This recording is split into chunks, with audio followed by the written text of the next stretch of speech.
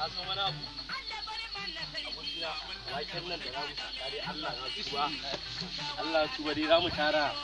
yanzu mun tara mun buba a gida shi ne sila arzikin mu kai wallahi dan baba me gonan nan ba mutunci ya cika ba ba shi da wanda ake labarin na a gidan mai kari kana taba mai kaya za hannunka zai makale kuma yanzu Allah ya kiyaye mu kai bismillah ya Allahu aje abin da kake ban waye ba ku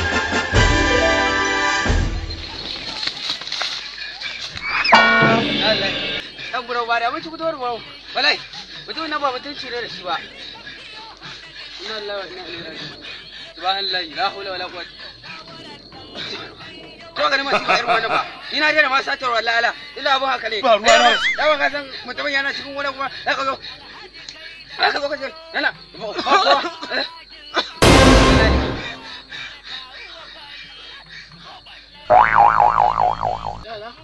ba tsere muke ba daga nan har bangon duniya. Inna lillahi wa inna ilaihi